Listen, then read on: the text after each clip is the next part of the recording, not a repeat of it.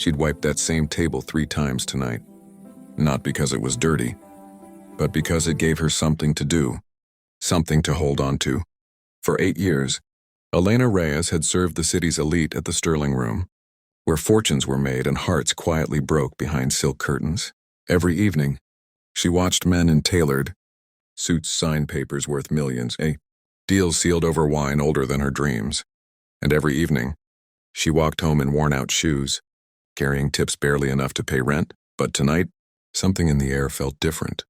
At table 12 sat Richard Dalton, CEO of Dalton Holdings, a man whose reputation could silence a boardroom and bankrupt a rival with a single call. Silver hair, diamond cufflinks, eyes like a storm about to break. He was alone, but his table was crowded with documents, contracts, balance sheets, and secrets. Elena had served him before. He never looked at her, not once. To him, waitresses were just part of the furniture that brought him food. When she approached, he didn't even glance up. "Another bourbon," he said flatly. "Neat, and move these papers. I need space." She obeyed quietly, efficiently, until a few familiar words on one of the pages caught her eye. Contract law, transfer of ownership, liability clause. Her heart gave a small startled jump. She knew those words too well. Once, they had been her world. Before her father's illness, before she dropped out of Columbia Law, life had taken her from courtrooms to coffee cups. But the mind that once debated corporate ethics still lived inside her, sharp, unforgotten, waiting. When she set his drink down, Dalton finally looked up. Cold eyes, expensive watch, a smile without warmth. "You're new here?" he asked. Though she wasn't. "No, sir," she replied calmly. "Been here a while." "Then you should know not to stare at what you don't understand." The words hit harder than he knew. But Elena just smiled. The kind of smile women learn when they've been underestimated too many times. As she turned away, she heard him muttering into his phone. "The deal's closing tomorrow. The old man doesn't know a thing. Once his daughter signs, it's ours." Elena froze mid-step. "Old man, daughter, deal." Something twisted in her stomach. Her father had once owned part of a small restaurant chain, Reyes Dining Group, before his stroke had left him bedridden. His old business partner, Mr. Caldwell, had been handling things since then. Recently, he'd brought Elena papers to sign for medical expenses. She thought they were harmless. She thought she was helping her father. But what if she wasn't? What if those papers weren't medical authorizations, but the very contracts she was looking at now? The ones being sold to Dalton? Her pulse quickened. Her hands trembled, but her expression stayed calm. Years of customer service had taught her that skill. From behind the bar counter, she watched Dalton lean over his papers again, his voice sharp and confident. "The acquisition's done," he said to whoever was on the line. "By morning, Dalton Holdings will own every Reyes property from here to Boston. The daughter's too naive to know what she signed." He laughed, low, cruel, certain, and Elena finally understood. He was talking about her. 8 years of carrying trays. 8 years of polite smiles and invisible service. And all that time, the empire her father built, the one she thought she'd lost, was being stolen from her right under her nose. Elena's throat burned with anger she couldn't show. She wanted to shout, to tear the papers apart, but she knew better. If there's one thing law school had taught her, it was that power doesn't always shout. Sometimes it whispers and waits. When she finished her shift, she sat in her car outside the restaurant. The night air felt heavier now. The city lights blurred behind her tears. She pulled out her old flip phone, the one she'd never replaced, and dialed her father's lawyer. The call confirmed everything she feared. Caldwell had forged her father's signature, using her trust and her ignorance to transfer ownership of every restaurant to Dalton Holdings. By sunrise, it would all be gone. "Elena," the lawyer said gently, "your father's original will leaves everything to you.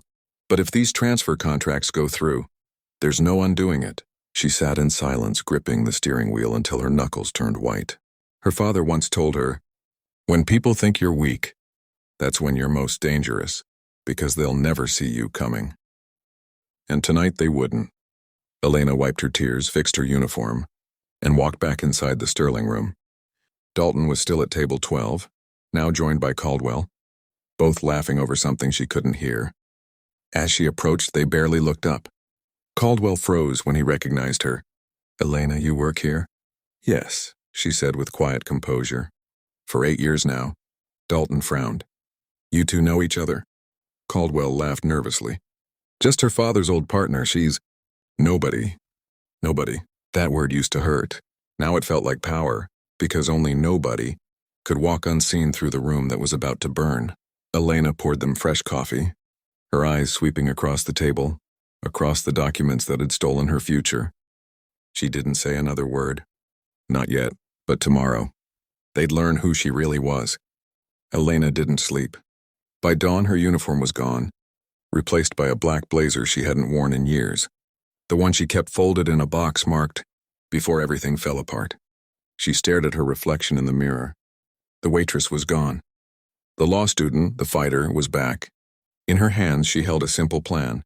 Steal nothing. Lie to no one. Just show the truth and let it burn the men who buried it. At 9 a.m., Dalton Holdings towered before her, all glass, gold, and arrogance. The same logo that had haunted her father's downfall. She walked through the lobby like she belonged there. Confidence was the first key, wide, and she wore it like armor. The receptionist smiled politely. "Do you have an appointment, miss?" Elena smiled back. "Yes, with Mr. Dalton, legal department." Her calmness was her weapon. In places built on fear, calm people are dangerous. "Tell Caldwell we'll sign everything by noon," he says sharply. Once it's filed, there's no way back. The door opens. Elena steps inside. Dalton looks up surprised. "You again?" "Yes," she says evenly. "You left something behind at the restaurant." He frowns. "I doubt that." She sets a single paper on his desk, a printed screenshot. At the top, Contract 4B, unauthorized signature. Below it, a digital trace of Caldwell's forged approval. Time-stamped, signed under Dalton's internal network ID. For 1 second, Dalton's mask slips. A flicker of panic. Barely there, but real. "Where did you get this?" he demands. Elena folds her arms. "Let's just say..." "Your assistant should have logged out before leaving her laptop at table 12. He leans forward, cold fury rising in his voice. "You have no idea what you're getting into." "Oh, I do," she replies. "You're about to defraud my father's estate. And I'm about to stop you." The truth was hiding in plain sight. The way powerful men often hide their crimes. Behind paperwork no one bothers to read. She spent all night piecing together digital trails. Server backups, employee schedules. Proof that the Reyes acquisition wasn't just unethical. It was criminal. Back in the office, Dalton circles her like a predator assessing prey. "What do you want?" Her voice doesn't tremble. "Justice." And my father's name cleared. He laughs, dry and cruel. "You think this evidence matters? You're a waitress. Nobody will believe you." Elena steps closer, her tone steady, fearless. "You're right. They won't. Not until they hear it from someone who used to work for you." She slides another file onto his desk. A signed affidavit from his own junior accountant. Testimony, emails, screenshots, dates, everything. Dalton's jaw tightens. "How much do you want to stay quiet?" he asks finally. Elena smiles. "I don't want your money." She leans closer, whispering, "I want your story." "Miss Reyes, are you sure about this?" the reporter asks softly.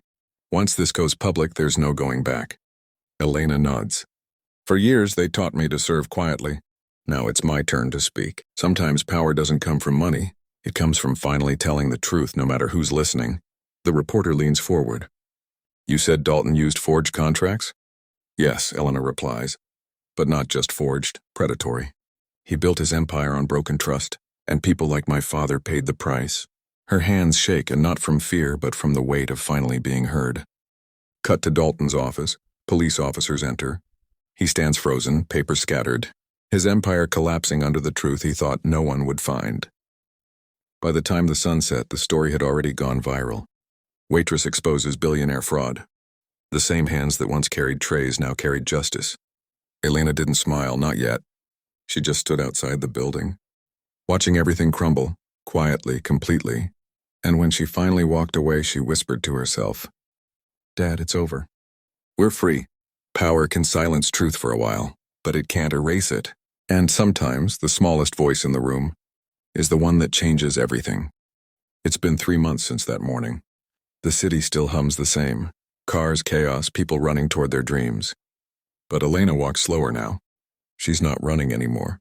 Every morning, she still stops by the cafe on 5th Avenue, the same one where it all began. Only now she sits on the other side of the counter.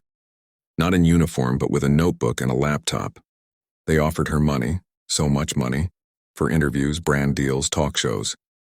She said no, because the story was never about fame. It was about freedom. Freedom from the guilt that wasn't hers. Freedom from the silence that had swallowed her family for years. She looks out the window, watching strangers pass by. A young waiter rushes past, balancing too many cups, nervous and tired. For a second she sees herself, the version that used to doubt, used to hide. She leaves a note and a generous tip on the table. "You're worth more than you think," and walks away smiling.